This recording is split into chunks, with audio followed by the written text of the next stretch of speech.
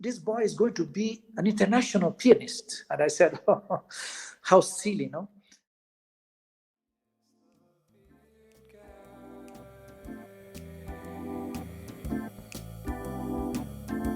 Hey everyone, welcome to another episode of I Know This Guy, the podcast where we dive deep into the lives of some of the most interesting people I know.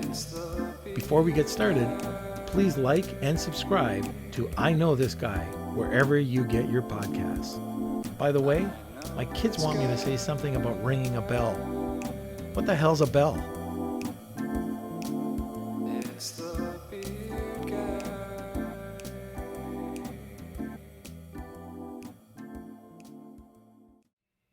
All right, so Dad, who do we have lined up for the podcast? Well, remember Philip Yang? Of course I do.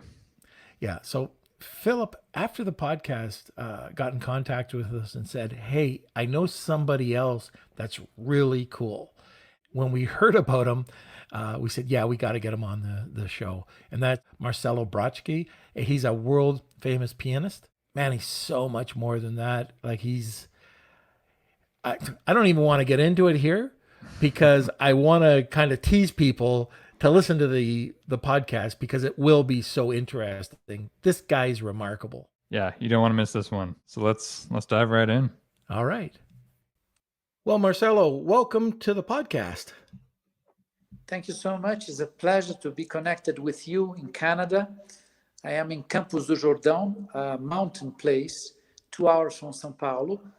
And today, I think the weather is a little bit similar to Canada. We have 16 degrees here.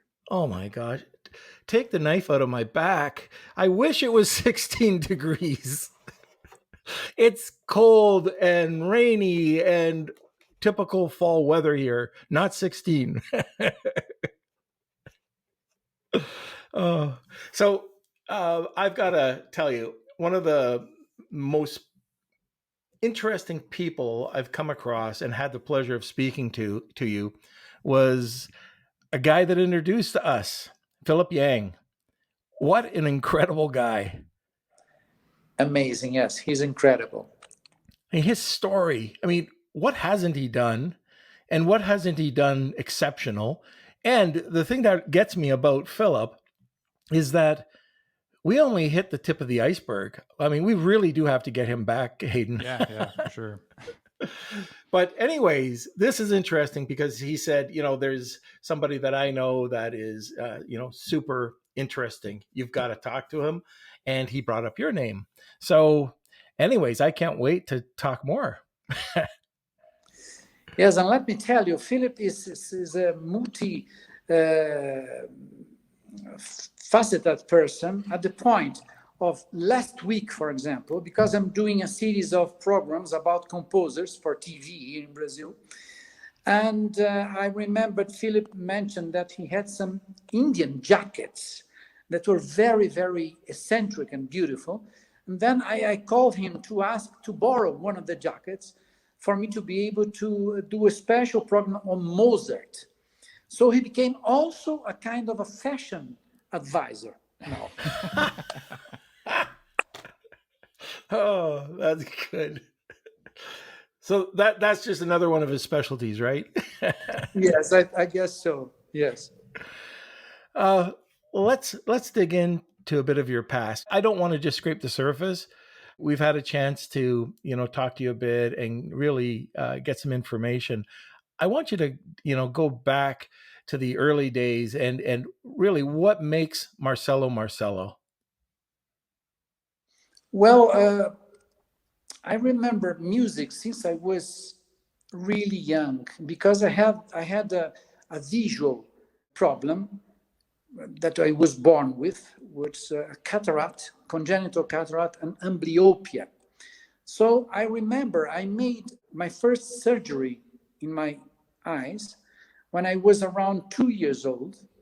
And I remember coming back home with both eyes covered. And I was crazy to hear some music. And I had these small discs with histories for children and also some of the Beatles, success, like Help, for example. So I was hearing Help all the time. The way I imagine the world was very much attached to sound. I was addicted to countryside music from Brazil because my grandfather had a countryside house, and the housekeeper, who was my best friend, his name was João Julião da Silva. He was a countryman, and he was a fan of great duets for countryside music in Brazil. And I used to listen to those pieces of music very often when I went to this countryside house. And I used to remember all the lyrics when I was 4 years old, 5 years old. And I think this was the background, the music background that I had spontaneously. And also, I was very attached to radio. On those times, I used to hear in the mountains, exactly in the place I am now in Campos do Jordão, where was my grandfather's house. He had a small Blaupunkt radio through which I could hear some short waves stations, radio stations. Voice of America, Radio Moscow, Radio Japan. I was around six to 7 years old, and I used to spend hours and hours listening to those voices, difficult to catch because the sound was with a lot of interferences, like, and I was really fascinated to imagine those different countries and different cultures with strange language that I couldn't understand. But somehow I was exploiting this sound of the world that I imagined was a very big, round world, and with different people, different thoughts. And I was so much attached to that since today, when I'm practicing the piano, and I have, cell phones and computers and things like that, but I still listen to radio stations around the world, sometimes with language that I don't understand, like radio stations in India, in Stockholm, for example, in China. I like to hear those voices, in a way, it gives me the sensation of understanding the world through sound. So this was the background of sound that later on, when I was 14 years old, 13 years old, it became a channel with music. So I'm kind of curious. You grew up legally blind, and you had an operation that turned around so you could see again. Did having a visual when you're listening to that music, was that a distraction? No. This background sound that was like a companion to me, like a friend, was something that I always put into my day-by-day practice. I always, studied the piano with this music in the background. I always thought that practicing the piano was a very solitary exercise. So I put the radio on because when I stop playing the music I'm playing, there is always someone talking to me, So this is something that makes me company. And it was like that when I was young, because as I had a limitation in visual, I had 7% visual capability in my left eye and around 2% in my right eye. But because I was born like that, I didn't know how it was to see properly. So it was not a difficult situation for me because I never had the perspective of normality in terms of vision.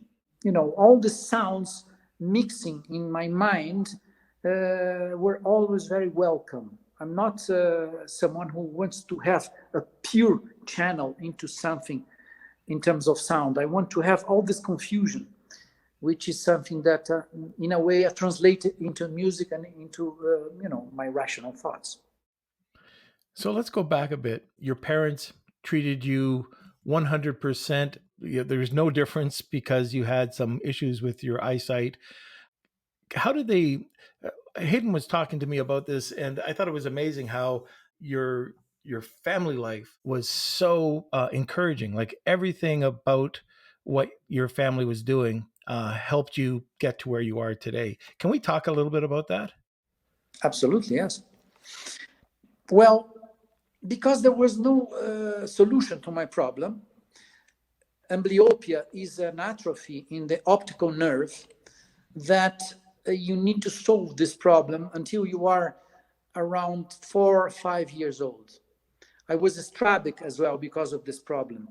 And I only made one surgery of strabism when I was 2 years old. I should have done 2 operations. But my mother was a little bit traumatized by this surgery. So they decided, without really knowing it, just to do one operation. And that made I lose one of my eyes, my right eyes. Today I have 100% vision in my left eye and 10% vision in my right eye. But because there was no solution after this stage, my family, my parents, they treated me as normal as they could. I remember my mother, my father saying that they wanted me to have a normal life. Of course, I bumped into obstacles that were very difficult for me. And sometimes I didn't have the tools to surpass these obstacles. So I need to arrange myself in a way, creating tools myself. But it was the way that they thought, my parents, that they should bring me up. And I needed to do the rest, I think. I don't know if this was completely correct from my parents' point of view, but it made me strong in a way to try to fight and to try to arrange myself with the tools that I could create throughout my life. So in school, for example, just to let you know what was my situation. I remember when I was around 6 or 7 years old, after the classes were over, there was a very big patio, and the mothers that used to come to pick up the children, they were in a line after the patio end. And we used to go from the corridor of the classrooms, and all the children used to go very fast and find their mothers to hug their mothers. I didn't see my mother because it was so difficult for me to see. So I used to ask her to go with a very red, colorful, extravagant dress so that I could spot in a way a little bit of a color very far away to make me be able to act as normal as I could. So I used to see that red dot, and I used to run towards that red dot. So this made me look a little bit normal in between my friends. So I was always using this kind of solutions to try to behave as normal as I could, so that I could hide a little bit my visual problem. There was a funny passage also in an English class that I used to sit in the middle of the first row of this classroom, and there were maybe 5 friends in my right and 3 or 4 in my left, and each of us, we should read one paragraph of a text in English. Okay, so I received the text. I couldn't really see.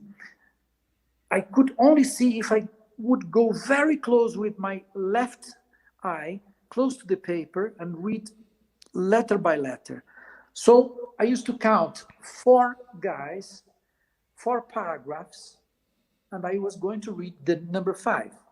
So I used to read very, very careful this 5th paragraph and memorize immediately, because I had a very good memory because of this problem. And I would stand up, put the book in front of me as a normal guy, and act as if I was reading the paragraph. So I remember something like this. It's a fine day today. There are some clouds in the sky, but the sun is shining. One day, my left friend read 2 paragraphs. So I was without my memorable paragraph. I stand up, I put the book in front of me, and I couldn't say anything. I stay mute, you know. And it was, I passed it to so many, situations like that that were, funny to remember now. But on those times, it was very dramatic. So you ended up going to the eye doctor and memorizing the eye chart, and that's why they say you have 100% vision, right? Well, the doctor was, they were so nice to me. My principal doctor used to say, Marcelo, could you see that A? Can you see that N? So he would say the name before of the letter. I wish they'd do that for me when I was writing exams. Okay, I heard this, I still don't believe it, but you had a car at one point. Yes. This was one of the negative sides of, my family solution.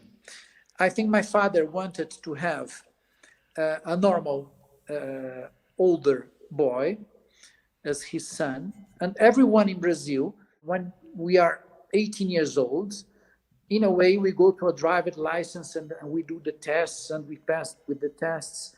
And on those times in Brazil, of course, everything could be arranged in a way. So my father arranged that I could have a car and arranged a sort of a test to be made. And I got the driving license. And I was just allowed to drive this car very close to our house, very carefully in very empty streets, so that I could feel I was a normal guy. This was a absolutely wrong decision on my father to make. I had an accident later on that.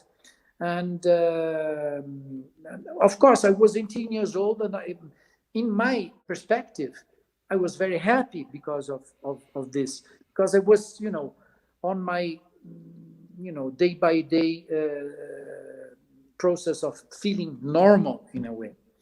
But this was completely inadequate to happen in my life. Thinking over today, I think other solutions could have been, created to make me feel okay about that. I just think that is one of the most incredible stories I've ever heard, that you were driving. That's oh my gosh. So I guess if you can do that in Brazil and get your driver's license, you can pretty much do anything, right? Well, this was 1978. On those times, everything was very informal. Yeah. It's impossible to do that now, of course. Right. Yeah. It's absolutely impossible to do that now. And the arrangement that was done was through my ophthalmologist, the one that used to follow my life since I was a kid. He signed a document saying that I could drive because I had the maximum vision I was born with.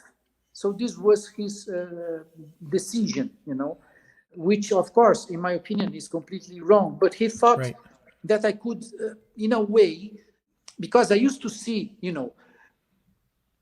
some percentage of the image I could see. So if I arrived to 18 years old, I was able to study, I was able to learn how to read and how to arrange myself. He thought I could, with a lot of, care, very carefully, I could drive slowly. And so he decided to do that. Well, I want to talk a little bit about your music. We haven't really talked too much about that, but let's talk about, when you got into music and what you've accomplished. I mean, this is amazing by itself. So let's talk a little bit about that. Can you give us some background? When I first had a contact with the piano, it was through my father, because my father and my mother got divorced. I was visiting my father in a Saturday, and I was taken to his home. I was about to ring the bell of his house, and I heard a sound of the piano coming from the living room. Someone opened the door, And it was my father playing a prelude by Chopin. But he never told me he played the piano when he was an adolescent. He just bought a piano that week to re-practice a little bit, to revisit this piano capability he had. He was very talented. And I asked him to play that music again. He played once more the Prelude by Chopin. And I said, how does it go? Because I noticed that the right hand was very simple, just two notes. And then the left was more complex. And I asked my father to put my hand on the keyboard and showed me a little bit the beginning of it. And then I asked him to play again. And I spent that entire day trying to, to touch the keyboard in a way and trying to reproduce that music. And I was using the same system that I used to do with the radio, I used to imitate voices, speaking other languages and things like that. So in the end of this afternoon, I was playing the entire piece, this one-page Prelude by Chopin, Prelude number 4, Opus 28. And my father thought that it was not really normal that I was playing that piece of music because I never touched a keyboard before in my life. So next week, in the following Saturday, when I arrived there, and I was crazy to touch the piano again, there was this teacher that my father asked to make some tests on me. And she made some tests, and she said, she was very enthusiastic. Zelia Derry is her name. And she said, this boy is going to be an international pianist. And I said, oh, how silly, no? And then my father said, why don't you have some piano lessons with her? I thought she was very nice. And I decided to have some lessons because I was crazy to play the Funeral March by Chopin. It was a piece of music that I used to listen to in some terror movies by, for example, Bela Lugosi, Vincent Price, these films about vampires and Draculas. And I said, I'm going to have some lessons with this teacher and I will learn the Funeral March and then I will leave the piano. Just want to play that piece of music. But after 1 month, a very important pianist called João Carlos Martins, who was a friend of my father, came to my father's house. It was another Saturday because I was visiting my father every Saturday. And he sat on the piano and he played the beginning of a Bach concerto. And I thought that was amazing. I thought that was really, really, really so energetic and so beautiful and so seductive that I bought a record with Glenn Gould playing with Leonard Bernstein. And I think it was the New York Philharmonic of that concerto. And I spent a month taking note by ear with the piano that I was giving a piano after a month, a piano called Brazil, a small upright piano, which was a very bad piano. And I began copying note by note of this concerto. And after, I think, 3 months, I was in a reception with a lot of people. There was a piano there. And I have a friend of mine called Neto. And Neto said to me, Marcelo, there is a great conductor here in the room. Go to the piano and play the beginning of that concerto. And I went to the piano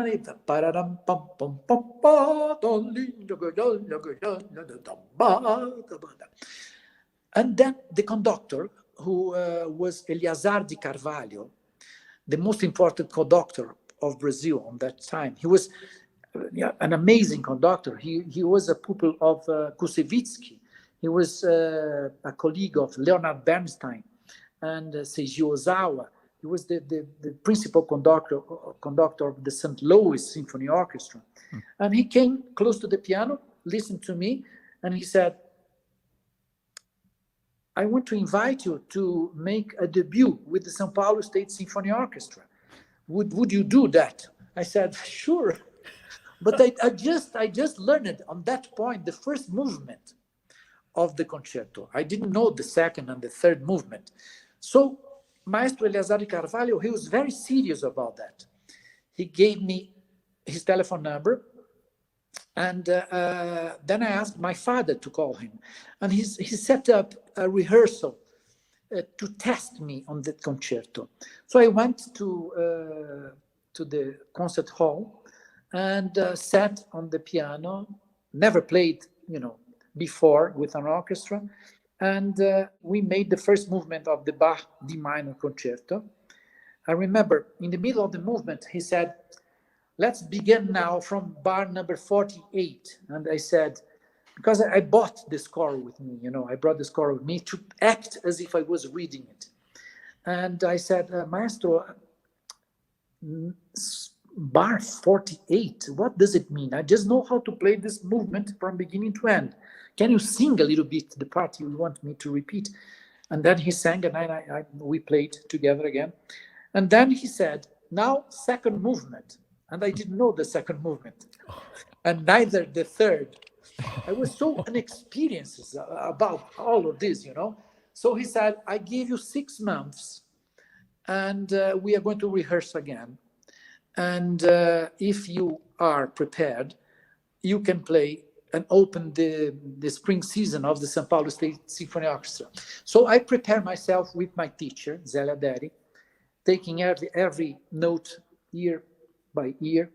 And then I went and I rehearsed and I played. And it was my first concert in Teatro San Pedro in Sao Paulo, which was packed, and the television was filming. And I never played in public in my life. So I didn't know what I was going to feel. So I was sitting in a chair on backstage. The orchestra was already playing an overture before my concerto was supposed to take place. And I remember I felt my heart in my feet. So my feet was like this. And I said, I need to have some water with sugar to make me calm. And I asked the wife of the conductor, who's, next to me, can I have some water with sugar? She arranged this glass of water with sugar. I was drinking, and the conductor came from the stage and said, now, let's go on stage. I said, excuse me, but let me drink the whole glass. And he said, if you don't come, I go on stage. And he went into the stage. So I was supposed to, follow him. And I was just pushed by his wife into the stage. And I went to this, it was very light with all the TV things. And light for me, because of the cataract, was very, very bad. Because when you have a congenital cataract, the light goes into your eyes and goes like this, splash, it divides itself. So it's like the worst thing for a cataract is to have a beautiful day. So, that was why I always enjoyed very cloudy day, very foggy, London weather sort of days. And I sat on the piano and I said, I'm going to collapse. I cannot play the first note of this concerto. I was really scared, But then the orchestra began, and this Bach concerto, you can choose. Either you do the beginning of the tutti with the orchestra, or you don't. So I left the orchestra do the introduction, and when I was supposed to enter, I just entered, and I played the concerto from beginning to end. And a miracle happened, and I played the whole thing. And on that week, I had 3 reviews in the most important newspapers in Sao Paulo. Then, after a month, I got an award from the Sao Paulo Critics Association as a Revelation Award. And all of a sudden, I was the less popular guy in school, of course, because I was, the guy that nobody would choose to make part of the football team, soccer team. And all of a sudden, I became very famous because of this concerto. So all the girls used to come to me and say, oh, Marcelo, I heard you changed a lot. I heard you were, you play the piano, no? You play the piano. Yeah, yes. Play the piano. So I thought, this is going to be amazing. And become an international pianist. So this was a very glamorous beginning. But my second concerto was in an old age house near Sao Paulo, in this upright piano with some keyboard, some keys not working well. I played for over 30 old age, very nice, sweet people. And I thought, well, this concert is going to be easy because not too many people in the audience. They are not young, so maybe they are not really listening much to what I'm going to do. So I thought I was going to be very calm. But again, I sat on that chair before going on stage in that upright piano in this very informal concert for old ladies and old, gentlemen. And I was very nervous again. My feet was, following my heartbeat. So I think this was something like a trauma that I got, but that I, somehow like to have even today, because it gives me a little bit of adrenaline that I think is necessary to make the music work in a way. I have in my entire career, moments like that of very glamorous concerts and concerts devoted to people that are minorities, for example, which I think are as special as the very glamorous ones. And Marcelo, you were in high school when you did that first concerto. Is that Yes. correct? Okay. Yes. Wow. It's funny. I think adrenaline and stage fright comes up a lot on this podcast. We have a lot of public speakers on here, and I think podcast host. yeah, my dad. Even though he spends a lot of time on stage, he definitely gets nervous. So, has there been any times where that adrenaline's become too much for you for certain concerts, or how have you managed that other than sugar water over the years? Yes. Well, yes. There were some times that this was a little bit too much to me. As, for example, a live TV program with an interview with this very famous interviewer called Jô Soares in Brazil. He's a sort of David Letterman, if you compare United States with Brazil. And I used to go on television, but this a live performance with the public, the whole of Brazil, talking, informally, and all of a sudden jumping into the piano and, being able to play. That was, the first time I did that. It was really, really frightening, really, really frightening. And I thought I was going to, collapse, really. Because I thought maybe, millions and millions of people are watching me, and I am shy as a person. So this responsibility of, performing live, it's something that sometimes is like a competition I would need to have with myself, which is something that sometimes I think it loses a little bit the most important thing, which is the diving into music. When sometimes you are too much aware of public attention, I think this gets into a way. So my mentality about that is trying to take that sensation out. I learned how to do that, but I remember, I think I was 25 when I did this first experience with TV live in a very important show. And I think I learned how to put that away. And I think I know how to do that now. Right. I wish I knew. I'm curious, out of all the concert halls that you've played, what was your favorite? I think the Wigmore Hall in London is my favorite acoustic concert hall because the acoustic is so good. Talking about nervousness, when you go to rehearse in the morning of the concert at the Wigmore Hall, the acoustics helps the performer so much that you go there, you touch the piano, you play the first notes, and you are sure the concert is going to be wonderful. Because the acoustic is like your best friend, is like a lover, really, that you know, it's like a lullaby acoustic. So I think this is magical.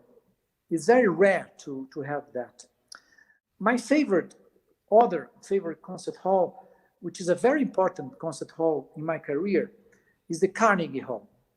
Because I spent some times at the Juilliard School in New York when I was 22. It was difficult for me to adapt because of my visual problem, of course. I remember I was a very good student in the performing area, but in the theory and, counterpoint, harmonic, this teacher writing the notes in the blackboard that I couldn't see. So it was difficult for me to adapt until the point that I left the Juilliard School and went to Europe to study with a great pianist. But it was difficult for me to follow this collective classrooms and approach. I remember that it was the first time I left Brazil. I was in New York. I was young. I didn't have any experience. And I used to pass in front of the Carnegie Hall with my friends. And they used to say, oh, this is the Carnegie Hall, a very famous concert hall. It's difficult to, if you need to go to Carnegie Hall, you need to practice and practice and practice. There is also something funny that they say about that. I said to myself, I'm never going to play here in my life. And coincidentally, when I made my surgery in Boston, I was 44 years old. By chance, the first concert I performed after that surgery that gave me, normal vision in my left eye was at Carnegie Hall. It was my debut at the Isaac Stern Hall at Carnegie Hall, the big hall. And I remember I entered the stage. I was very nervous, of course, but I remember that, all those concerts in my almost blind life were something like that. The public was something very dark with noise of people. And then the applause. And then I sat in the piano and then I play, and then applause again. And then the concert was over. And then I used to ask my mother or my father or my wife, Marianita, how was the public reaction? How was the hall? Was it empty? Was it half empty? Was it full? And they used to say, no, it was full. And I didn't know if it was full or not because I didn't see the public. And when I went into the stage, I looked it was sold out. My agent was a very, very strategic agent. And it was a full house, 2,800 people. I was going to play a recital of piano. And then I would receive on stage 5 percussionists from a shanty town in Brazil. And the whole concert was about the relationship between percussion and Brazilian music. And, this popular music invading classical music. And when I looked at the public, I saw the faces of the people. And I saw each one of them. I really saw those faces. And I saw people like this, waiting for a pianist to appear on stage, smiling to me, applauding and smiling. And then I thought, what a warm, reception. I never thought that this was like that, And I remember saying to myself, oh, the public is at my side. They're not analyzing me. They just want to have a great evening of music. And it made me feel so welcomed. And I played that concerto in a very relaxed way, And this happened since my surgery very so often, that I am much more relaxed now playing the piano in public. So that surgery has changed the way that you feel when you go on stage, when you perform? Absolutely. It changed a lot. My confidence changed a lot, and my approach to music changed as well. And, but it's funny because my approach to music in an intimate way didn't change at all. I can see the notes on the paper, but I don't have a fast eye. The eye is still very slow. So my reading, now I see all the notes, I can read, I read. I memorize everything at once or twice, and then I close the score and I put aside, and I never look to the score again, because music for me doesn't mean what is written. Music for me is a sort of a sculpture in my brain, in my dark imagination, which is exactly like the sounds of the radio, of the shortwave radio I used to listen when I was young. So it's this kind of sculpture of this format that I build up in my brain, in my imagination, is something very easy to follow. So when I learn a new piece of music, somehow I create this body of sound that to revisit is just a process of going there into my mind, concentrate, take the beginning of this way, of this path, and path by path, stage by stage, follow this body of sound, which for me is music. So the written music means very little to me. I don't really, sometimes I lose a score. For example, the Albenberg Sonata Opus 1. I lost that score many times because sometimes I forgot to put in my bag. I travel, I say, oh my God, well. Then when I see again the sonata, I don't recognize the notes.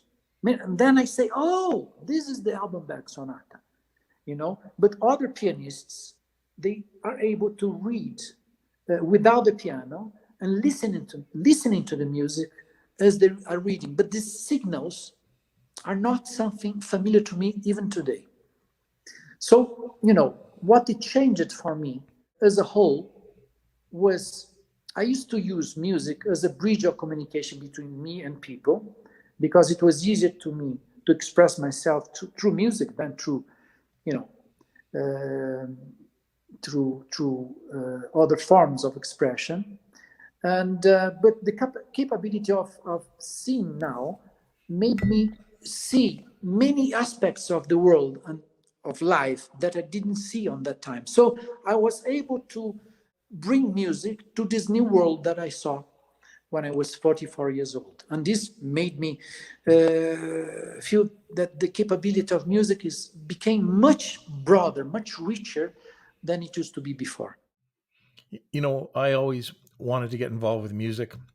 I guess my kids live that through me. So they've gone on. Hayden, went over to Berkeley School of Music and has gone on with his music. But for me, Marcelo, let me tell you my music story. And you'll probably figure out why I never got into music. So I decided one year when I was in my 20s, I think, late 20s, I was going to play the tenor sax. So I go and I get the tenor sax and I go to my parents' house in the middle of Maine. Maine is a very mountainous country. They have lots of cottages and lakes. I'm sitting on a beautiful summer day. I bring out my sax. I bring out the book and I'm trying to read some music. I start playing, and from a cottage across the lake, I hear, "Shut up! Shut up!" And that was about it for my music career. Oh my God. But you should try more. You should, insist on it. Oh yeah. You know what? I have some hunters coming after me. But let me tell you something.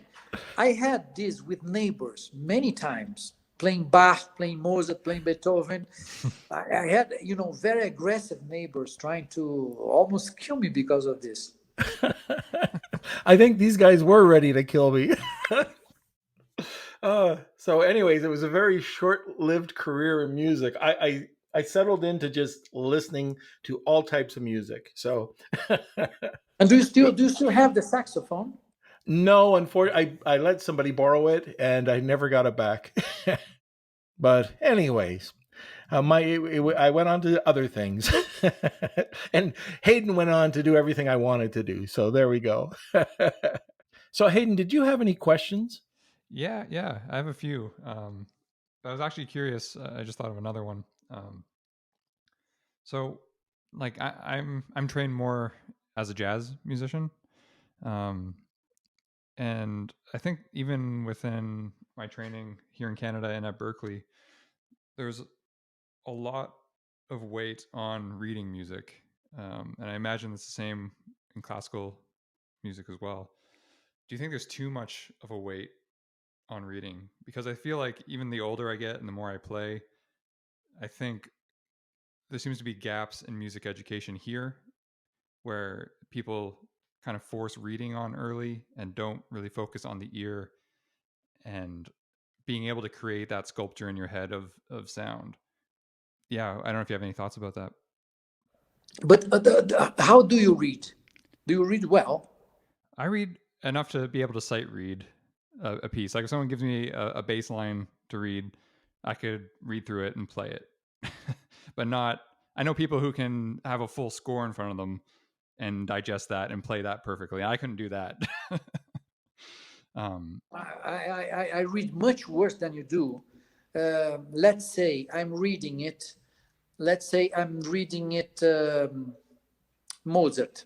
Mhm. Bam, bam, bam, bam, bam, bam, bam, bam, bam. Okay, this very famous tune. Yeah. I would go on the piano if I wouldn't know this piece before, of course. I would go like this. Pa. Okay. Pa. Pa. Pa. Ah. Pa. Pa. Pa. Pa. Pa. Pa. Pa. Pa. Memorized note by note, like, capturing something in the floor, like a chicken, if you want. Mm.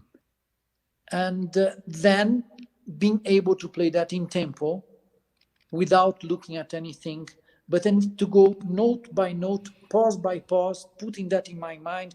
So for me, someone like you that is able to, to see a page for the first time in life and reproduce the music immediately is like a miracle to me. I never understood how this can be possible, Right. So I think in terms of musical education, that the secret would be the balance between what I have, which is a completely based on ear and memory developed capability, and to have wonderful reading. Mm-hmm. What to do first is the question, because I know people also, great pianists, that who read so well that they can record a new CD reading first sight. But if they close the scores, they cannot remember the first single note. So it's a balance that is important. Also, because I think when you are free of the score, then the music comes to you and becomes yours. At the same time, there's something that I always used to think. I listen to myself. The public listen to me. But am I listening to the composer? In classical music, which is something is a universe in which the structure is much more important than jazz, for example. Right. In jazz, you are much more free than in classical music, much less close to the text. Mm-hmm. I think in classical music, you always need to come back to the score to remember to listen to the composer. So I still have, in my opinion, in my universe of learning capability, an unbalanced tool. So I think the secret is a way in between those two things. How to do that, how to develop the ear training and memory training apart from the signals of the music, of the written music, and how to read music, not abandoning one another. This is the secret of music education for me. And of course, in the top of it, I think the cultural side of it is very important. Is how would you locate a piece of music in the universe that we live in, for example? No, I was thinking about a Mozart sonata, for example, in A major. That is very famous.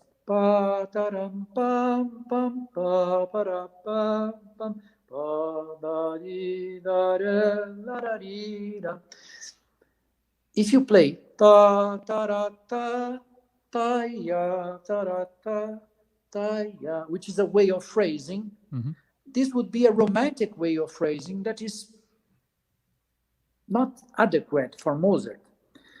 You should go into another kind of slang, an accent, trying to bring up, the slang that Mozart used to have in his time, which is ta ta ra pam pam pam pam pam pam, pause, and then the phrasing, because you want to have the accent of those Salzburgian people, and trying to get the real thing.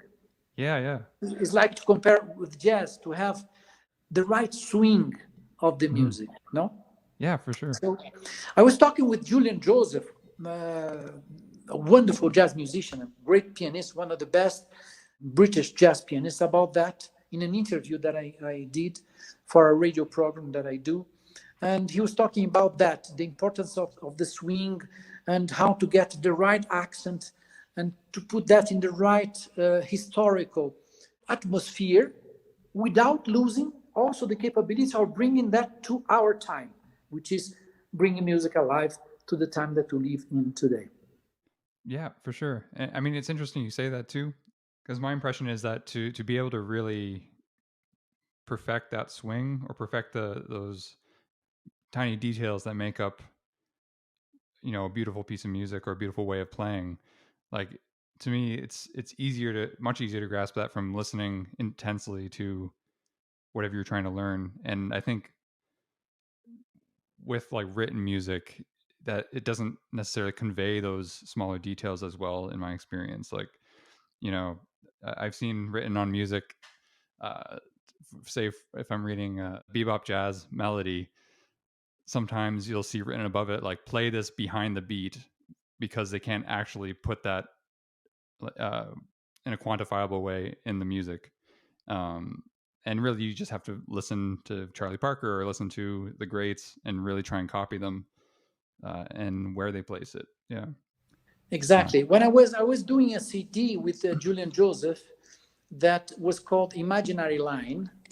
That was a CD with 4 composers of the 20th century, classical composers influenced by jazz, and 4 jazz composers, the classic of jazz. Everything in 2 pianos. It was very difficult. I thought it was going to be so easy for me to learn how to play jazz with Julian, and Julian how to incorporate classical music in his playing, that I thought it was going to take 3 months and that we were going to end up with a wonderful, easy work to do. But it took us 2 years, and we had a lot of fights through the process of that. There was a fight that was so dangerous. Julian is a very big guy, and we were at Steinway's in London in the basement practicing, and he was furious with me. I was furious with him because we're not really getting into the point we wanted, almost to the point that we were almost having a physical fight. And we were like this, like this, one another. And then the director of Steinway's heard the screaming into the room, opened the doors and said, "What's happening, guys?" And we're like that, we're sweating, And we said, nothing, just rehearsing, but we're standing up, with the hands like this. And then he closed the door. I looked at Julian looked at me, and I said, "What should we do now?"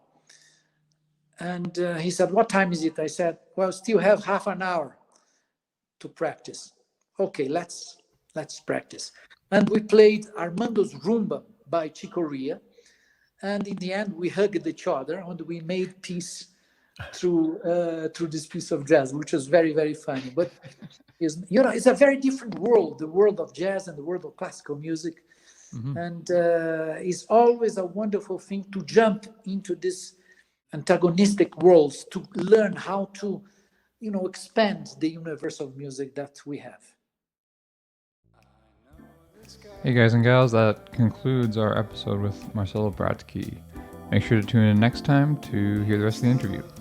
As always, make sure to like and share the podcast and subscribe wherever you get your podcasts. Thanks, and I'll see you next time.